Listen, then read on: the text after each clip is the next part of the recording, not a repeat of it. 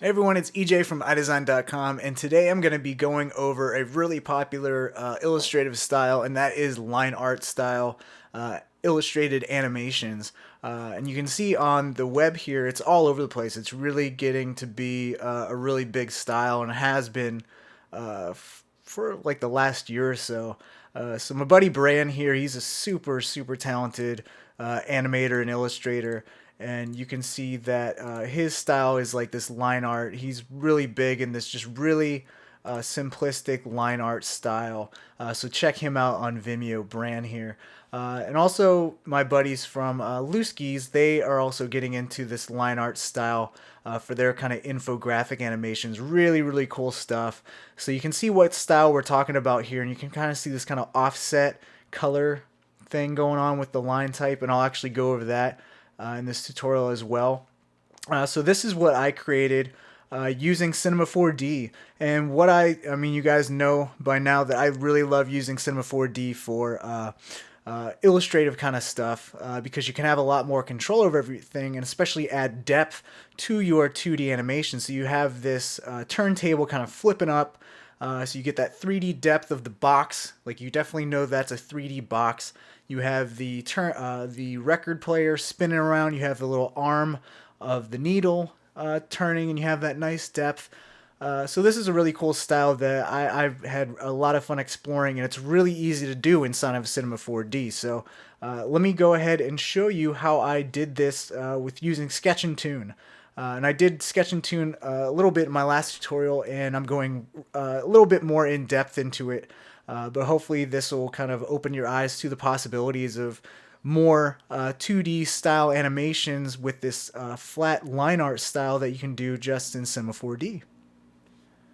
Alright, so let's just set the scene here. We're going to spin some vinyl today, and we got our little vinyl record player, and I have all our elements here. We have some record lines here that are splines that I'll go into later. Got all of our stuff set up. We have all of our materials here. That's not blue. This is hot pink. Let's rename that. But all these are just luminant, 100% luminant materials, and we will be applying Sketch and Toon on top of that. So what we're dealing with is just flat line art style animation. So we're going to be using flat colors and just lines, so outlines and all that stuff. So we have our flat material. If I turn on interactive render region here, you can see all of our materials are flat as a something that's flat. And and what we're going to need to do is just go and apply lines onto this, and this is where Sketch and Toon comes in.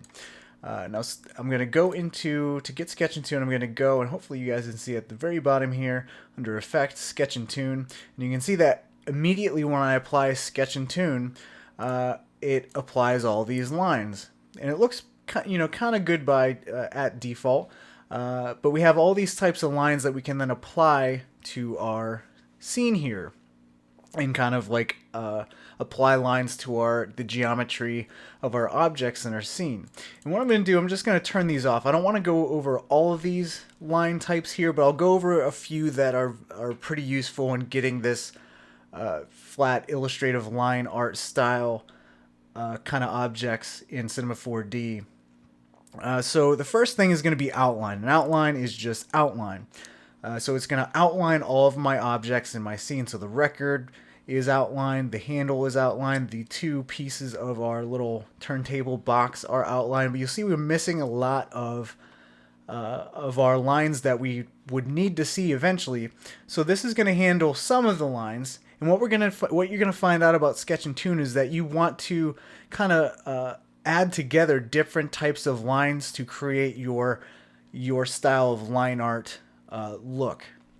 So outline, you can have it just outlining every individual object, or you can just outline children of objects or entire projects. So what this will do is actually just create one outline across all the outer edges of all the objects in your scene. So you see that we actually lose a lot of our lines here. So we totally lose the record player lines because it's outlining everything outside of it. So what we want to do for this is just have self. So it's going to outline every object itself. And then what we're going to need to do is go to overlaps. So we want to turn on overlaps, and what that's going to do is you can see that now we're getting some more lines in here. We're also losing some of the other lines that we have in here, but we won't worry about that right now. But you're seeing that every piece of geometry that's overlapping another, we're kind of seeing that now. So the next thing we want to enable is creases. And you can see that when we enable creases, a lot of our geometry kind of comes back here. And what creases are is it takes the kind of like the Phong angle of your object and creates a line wherever that Phong tag angle break is. So you can see this. So let's say these knobs down here. So let's say by default, if I reset this to default, by default the Phong angle is 80%. You can see that those lines that were there just went away because the Phong angle is now smoothed. So let's actually zoom in on our actual knobs here, and let's move this out of the way. I'm just going to create a normal gray material for our little knobbies here. So you can see, if I turn off shading line, let's go to our garage shading, and what you'll see here is that at 80-degree Phong angle, what it's going to do is try to smooth everything out. So that's why we're not seeing a line right now. But if we bring this down, and you can see that kind of like pops, that cuts and breaks that angle, and we're getting this sharp edge. So that is where our creases will draw a line. Once it breaks that Phong angle, it'll draw a line. So now I'll just reapply our white materials, and let's turn render region back on, and you can see that that is how creases works. And you can also see that we have this minimum angle here. So by default, a lot of our objects, when you create an object, a lot of them, unless you change it, like I've changed some of these in here, but by default, a lot of our Phong angles when you create an object are defaulted at 80 degrees. So what will happen is this creases, it has like a minimum threshold of what will have a lines applied to it, and right now the minimum is 10, and that's fine. Come on, what's going on down there? But what you'll find out is that if you increase the threshold, now mind you, most of the objects that you create by default, the threshold is, or the angle limit is set to 80%. So if I bring this to 81, watch what happens. You can see that a lot of our outlines kind of go away. Now a lot of our outlines are already taken care of with other stuff, but you can see as I really increase this, we're losing a lot of our lines because we're increasing that threshold so high. So that is how creases work. I'll just bring that back down to 10. And you can see that by just using the overlaps, outline, and creases, and again kind of adjusting our Phong angle limits here to get some of our other bits back. So one more thing that I forgot is this little switch here. So if we want to get lines that in that little middle part of our switch, what I can go is go to my switch object. Where is it? There it is. Switch, and go to my object, go to the angle, the Phong tag, and then just bring this down until I see those little lines in the middle of my switch there. So that is good. Cool. So just bringing that angle limit down, I brought back, or I'll bring in some more lines because I'm bringing that angle limit down and breaking the Phong angle on that geometry, and therefore through the creases we'll have lines rendered in that on that object. Cool.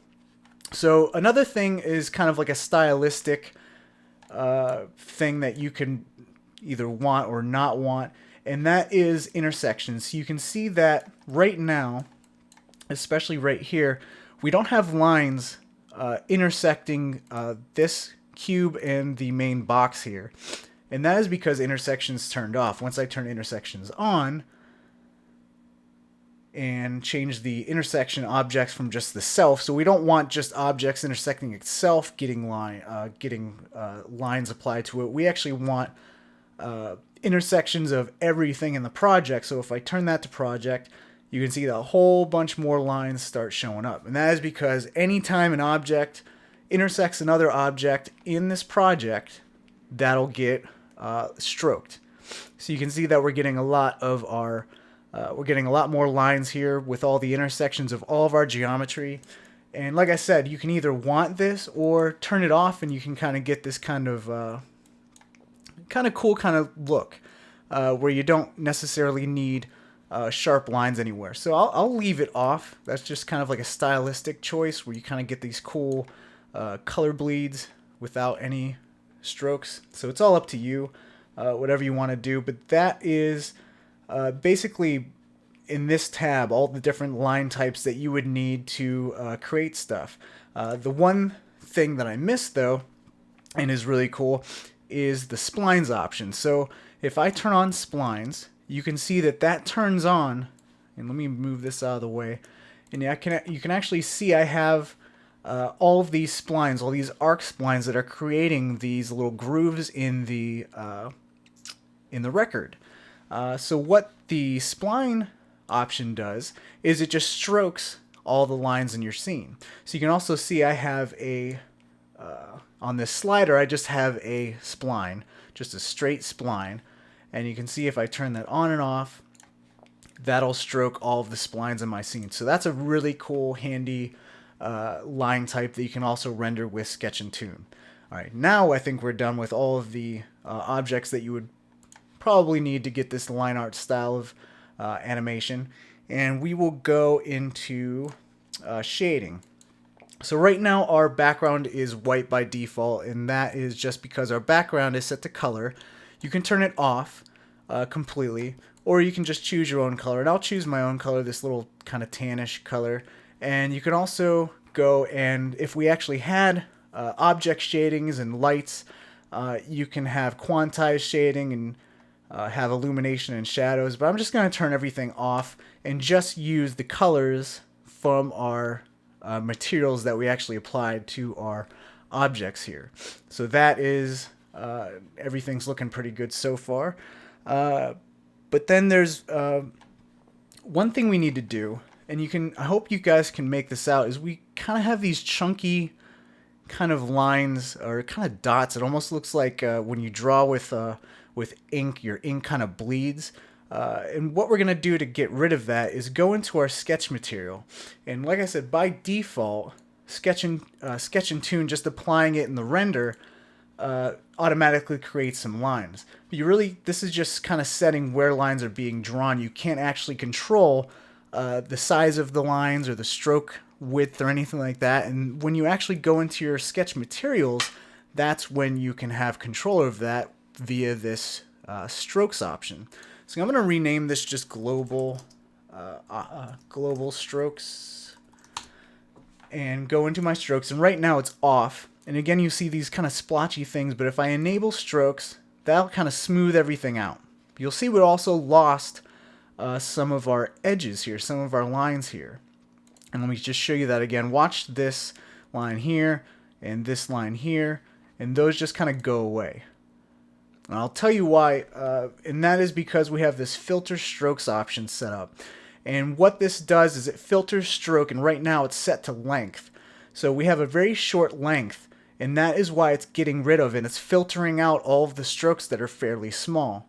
So this can be useful to you in some projects, but for right now it's actually removing some of the lines that we want, some of the strokes we want. So we're just going to check filter strokes, and you see we get all of our small lines back, so that's good. So what we want to also pay attention to is this match.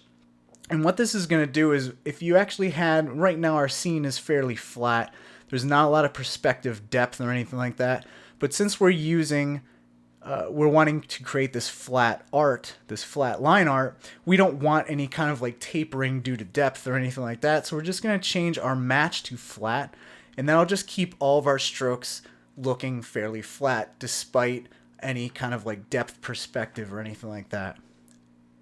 Okay, so that's it for strokes. The other thing you can pay attention to is the color, and that is just the color of our strokes. And right now black is fine, but you can change it to any color here. You can also have modifiers and all that stuff as well. Another thing you'll want to worry about is thickness. So this is just the thickness of your stroke, and you can bring that up to 3 and get a little thicker stroke, and I think that looks better. So that is looking good, and that's pretty much everything that you would need to know about. Here you can also animate strokes, but I'm not going to get into that this time at least. So we have our strokes here. So another thing that's really handy is that, say you want to, you have these global settings for everything in your scene. What if you actually want to go and change these little groove lines to a different color? What if I want to change it to a light gray or something like that? Now you can easily do that. And so I have all of my splines that I want to change the color underneath these two nulls here. So what I'm going to do is click on the objects I want to apply in my own kind of different sketch and stroke to. I'm going to right click, I'm going to go to Sketch Tags and go to Sketch Style.